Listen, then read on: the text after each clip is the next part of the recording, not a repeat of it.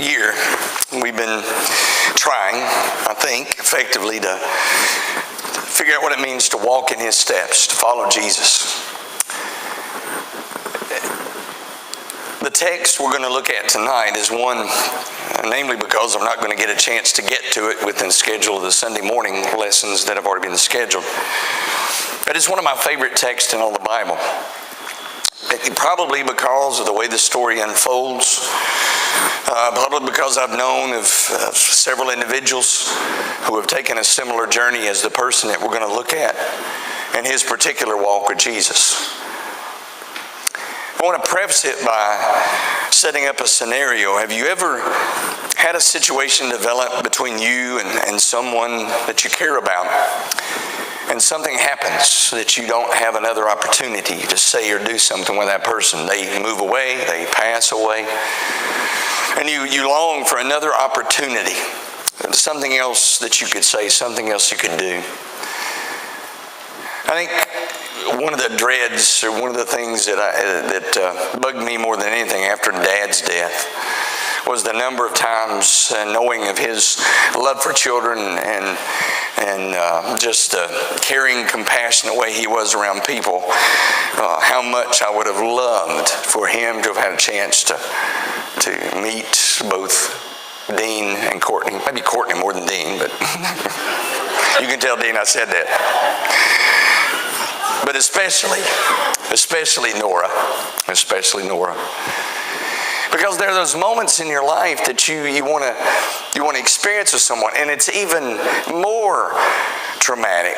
I've been in those situations with not anybody immediately here, but I can remember a number of situations, sometimes in working with a pastoral program at Northeast, where a family member, something sudden would happen, and a family member would come in and say, I wish I could tell them one last time, say something to them. And sometimes it was of maybe remembering that the last thing they said to them was rather harsh, or maybe short, or maybe not exactly the way they wanted to leave the situation. There's never been a person that's been more true of, probably, than Peter. Because the last time he looks into his Lord's eyes, he's just denied him for the third time. He weeps bitterly. That's Luke's account at the end. But then he hears of Jesus' death. He's not there when his Lord dies. Only John.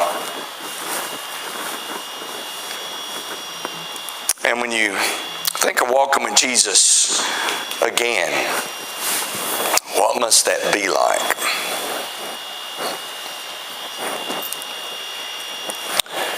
Dean's trying to call me. Either he heard something, or he may need to touch base with you. Found that quite interesting. My son-in-law calls right at that moment, knowing where we are. That could be really interesting. Okay, and I'm going to talk to Kevin and see what text you shot him right at that moment. But when you don't have another opportunity. The last thing you said was the worst thing you could have possibly said. In John 19, and we're going to be kind of using that as a text for this discussion, when you don't know what to do. I've looked at this text before in a variety of ways. I like the way a writer mentioned this one time in reference to Peter. When he got to this point in his life and when he had just failed the person that he thought he would never have an opportunity to make it right again, he looks at the other disciples, and if you note there in John, he talks about he's going fishing. And it's obvious when you're frustrated, when you failed, you want to kind of go back to doing, and I'm going to abbreviate this part of it because the crazy thing about this whole episode is here's Peter, who's a very good fisherman. Evidently, that was their livelihood. Their father had taught him to fish, and he goes back to fishing, and he fails at that. They catch nothing the entire night. And that's the whole setting of the way the thing goes. And as the story progresses, you'll see how that changes. But when that happens, you just want one more chance. Or do you? See, in Peter's case, he goes fishing because he doesn't know what he's supposed to do now, because he had placed all of his energy for the last 3 years of his life into the individual he thought was to be king of the Jews. And that they were going to be triumphant and the whole situation would turn around. And his first perspective on this whole thing, in fact, he's the first one that goes to Jesus when Jesus says, I'm going to be killed, and he says, that's not going to happen. And remember, that's the scenario where Peter gets chided in front of everybody by Jesus, and he looks at him and says, get behind me, Satan. And so, Jesus finds him. That's the interesting thing. Just when you don't know. In fact, it's similar to last Sunday night's lesson with the two disciples of Emmaus. They don't recognize him. He's on the shore talking to the fishermen off the coast. It'd be real easy to understand there's probably nothing, at that distance. Maybe not. You're not expecting to see him. I'm going to go with the same kind of thought process I went with last week. It could have been God intervening and making them not expect to see him and then not recognize him and the whole deal. They don't recognize him until an event occurs. And the event that occurs is really interesting because it's the same sort of event that occurs early on when the disciples meet Jesus. It's a fishing episode where the fisherman learns a lesson from the non-fisherman. I don't know if you can call Jesus a non-fisherman. Anybody that can just say, fish, get on the line, that's a pretty good fisherman. I can't think of anybody who wouldn't be on a fishing with that guy. He is the ultimate depth finder, Throw on the other side of the boat. And where they were in the Sea of Galilee, they'd fished it many times, they knew that place. But Jesus found him. In fact, that's interesting when it says, they told him, look at verse 3, Simon Peter said, I'm going fishing. They said to him, we're going with you. They went out and immediately got into the boat, and that night they caught nothing. But when the morning had come, Jesus stood on the shore. Yet the disciples did not know that it was Jesus.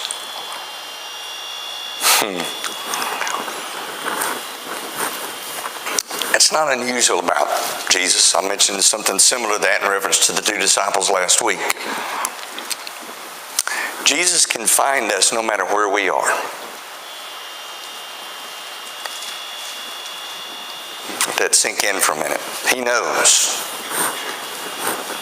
when we're doing what we're supposed to be doing, when we're doing what we're not supposed to be doing. And I'm not saying that fishing that morning wasn't what Peter shouldn't have been doing. I mean, what would you have done?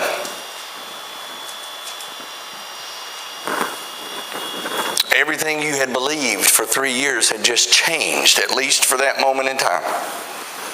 All your expectations, all your hopes, everything that you thought that you'd figured out. Oh, you'd been told probably earlier that day that he had been resurrected. You even had gone to the tomb and saw the body was missing, but you hadn't seen him.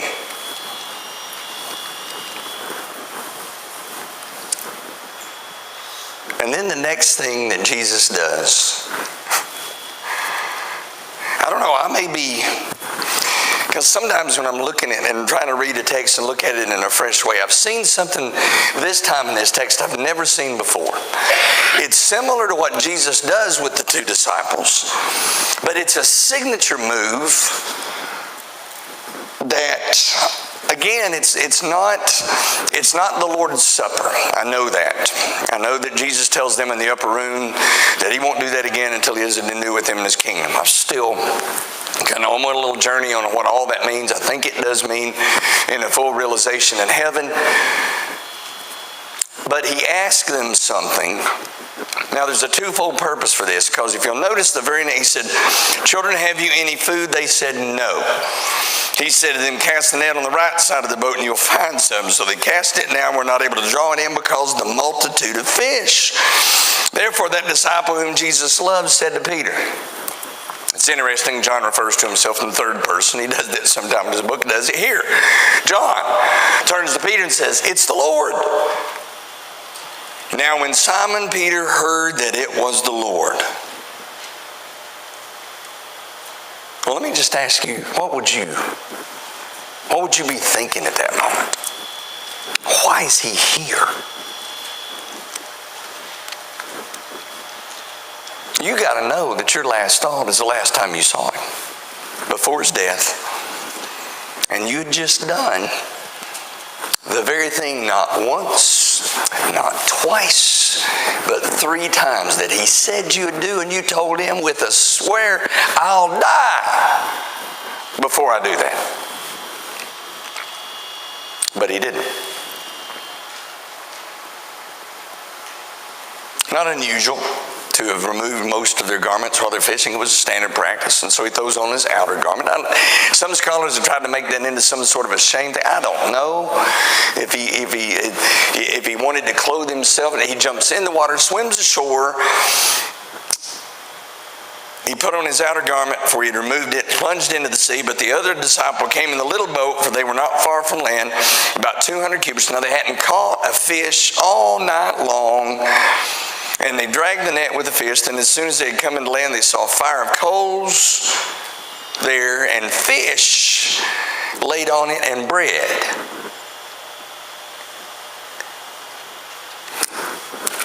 Am I wrong about this part of the story? Peter hadn't been the only one fishing that morning. You may come to me afterward and say, what's that got to do with this? Jesus said already he had prepared a meal. Maybe it means more in the first century culture. I don't know if it does. But Jesus feeds him.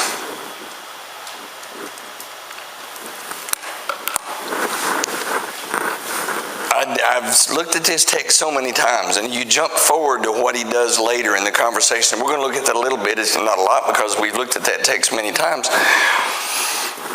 What does it mean to have a common meal with a person?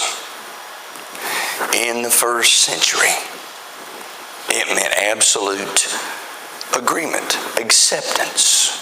That's why it's such a signature part of some of the distinction that occurs if a brother or a sister, and we can't have a relationship with them as we used to have before. We can't show them that same courtesy because our relationship has changed. And of all the individuals that Jesus, or that Peter thinks Jesus wants to have a meal with, it's him. After what I did? I mean, you told me you knew I was going to do it. I still did it. I told you I wasn't going to do it. What could you be thinking of me right now? What are the first words you're going to say to me? This is so powerful about Jesus. Peter, no matter what you've done, nothing's changed. I want you to hear that correctly. That does not mean that he doesn't hold Peter accountable. That does not mean that he doesn't kind of put Peter through the ringer. He does it with the questions that he asks him. But he says, have you any food? He says, oh, by the way, I've already prepared a meal.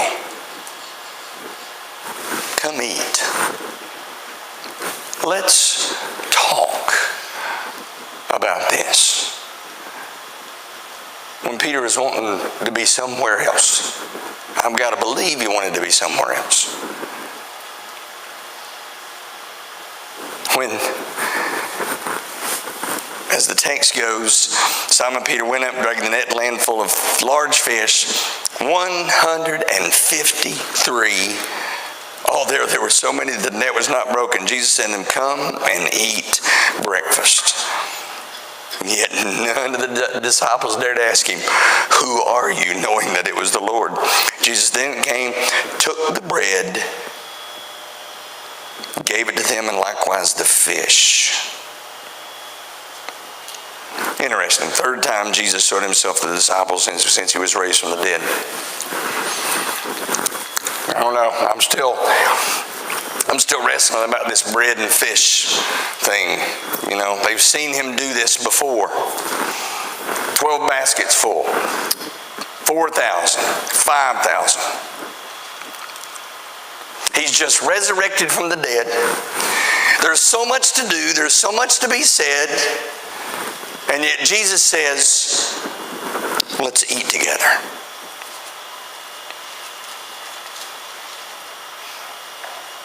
Am I making too much out of that? I don't know. I just find it so interesting that is the moment that first the disciples from Emmaus recognize him. That is the moment that he opens his arms, so to speak. And says, I'm still just Jesus. I'm the one that you saw walk among you for 3 years and take care of every need that I could. I'm the same Jesus who lovingly spoke to individuals. I'm the same Jesus who, when individuals needed me to tell them what needed to be told, he told the Pharisees, Matthew 23, read that. He finally gets to a point. He tells them point blank, you're not doing what you need to be doing. Your mindset's wrong. Your heart's wrong. Something's got to change. I want it to change. I'll do whatever I can.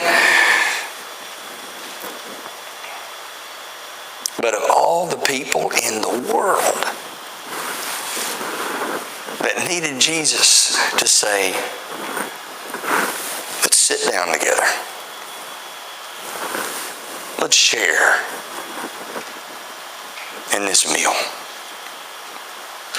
It was Peter. Because he didn't know where to go or what to do.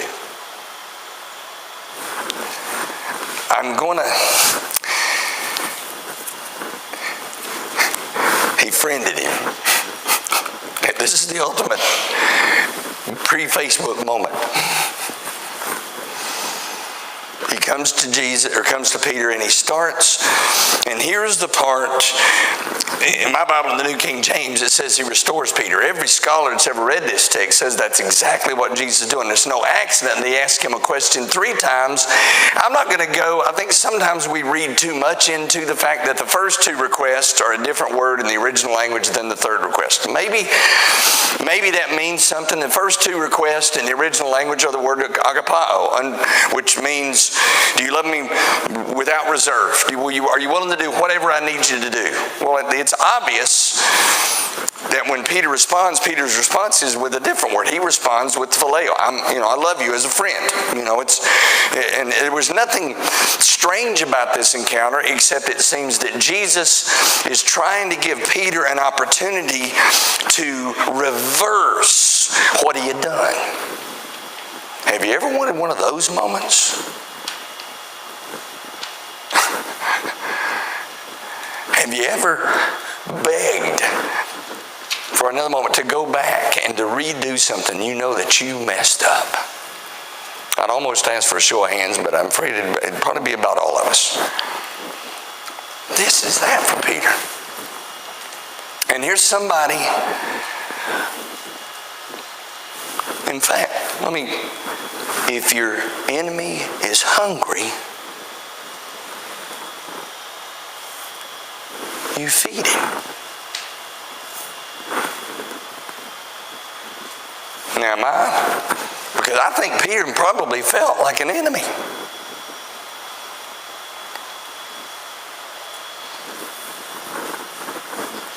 But Jesus asked him 3 times, Simon, son of Jonah, do you love me more than these? Now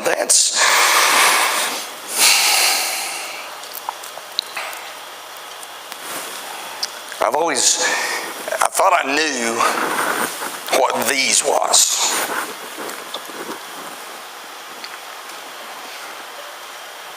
The assumption has been through the years that when he says, do you love me more than these, he's talking about the other disciples. John's there, the one that, by his own words and in his own writing, loved Jesus more than anyone.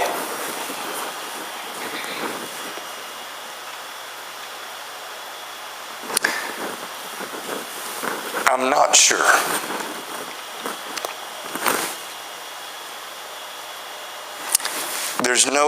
Within the context, that seems to make a great deal of sense.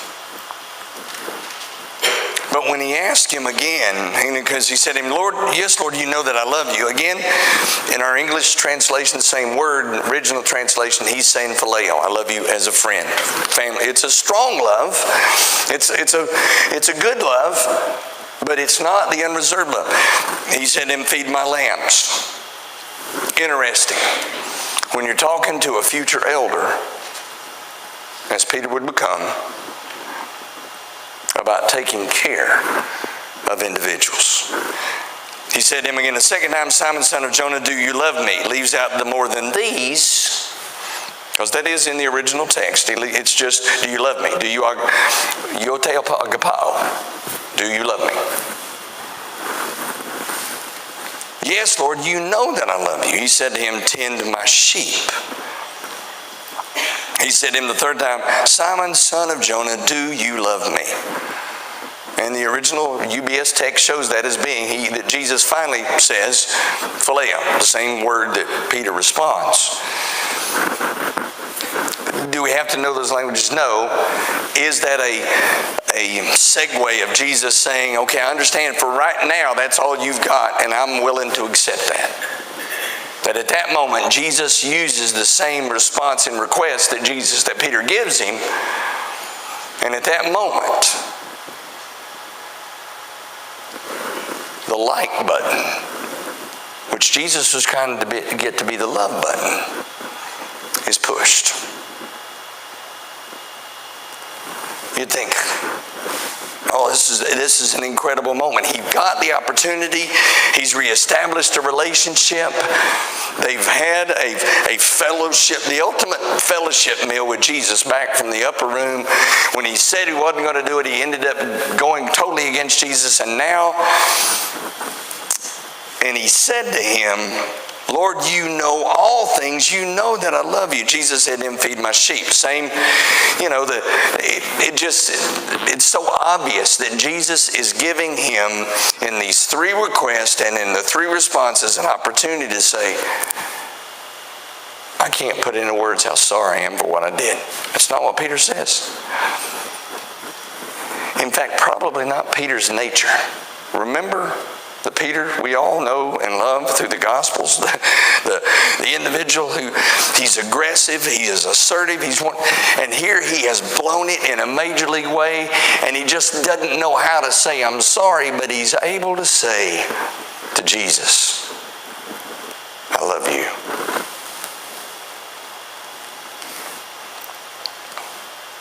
Jesus said to him, "Feed my sheep. Most assuredly I say to you." Now this is the part that's interesting to me. He's given Peter a chance to come back. He's reestablished a relationship with him. So now everything's going to be great, right? That's the way it is in the movies. Everybody's forgiven. The music plays. Jesus is brutally honest with him. Here is the rambunctious, "I can do anything, I'll jump in the middle of it and I'll take care of it" Peter, who Jesus says this to. "Most assuredly I say to you, when you were younger, you girded yourself, walked where you wished. But when you are old, you will stretch out your hands. Another will gird you and carry you where you do not wish."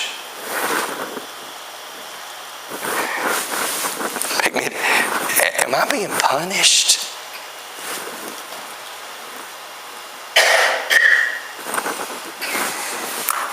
Because now he goes, he's given him a future.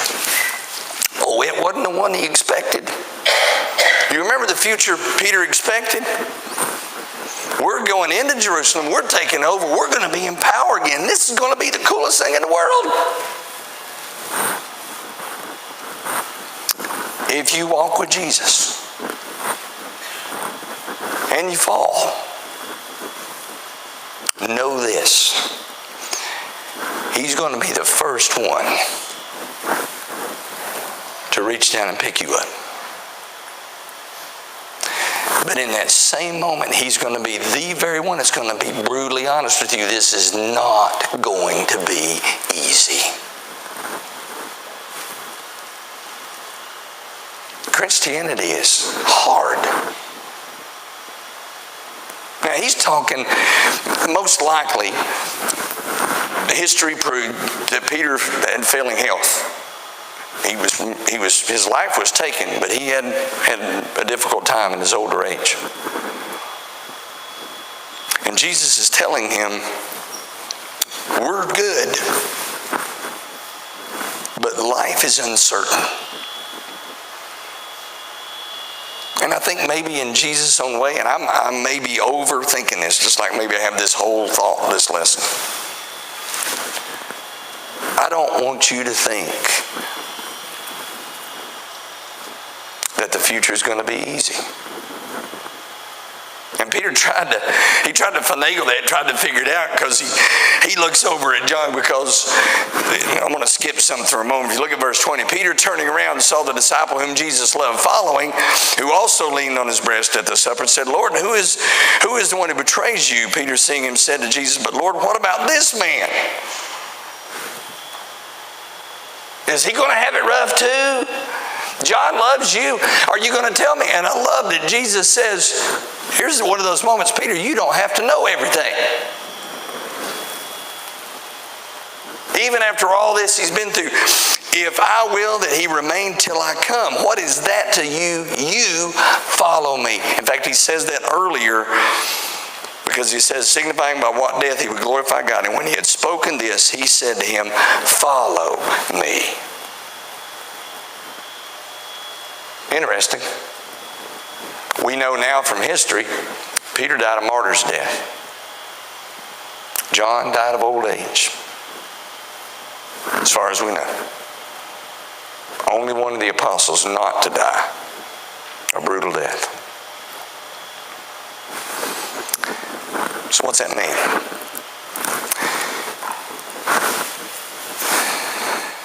If Jesus were to ask you tonight,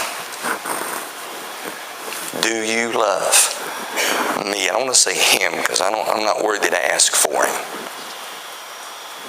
Do you love him? What would your response be? And here's just a little kicker there. How many times would he have to ask you to give you an opportunity to make things right? I didn't like the number I got to.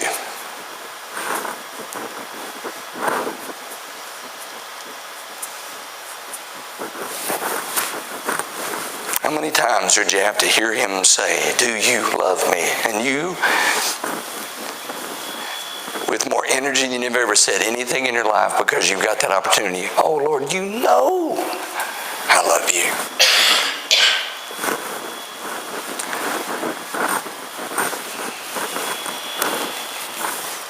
Peter got to walk with Jesus again. I hope we do that on a regular basis with him. That's one of the beauties, one of the joys of this whole concept of following in his steps.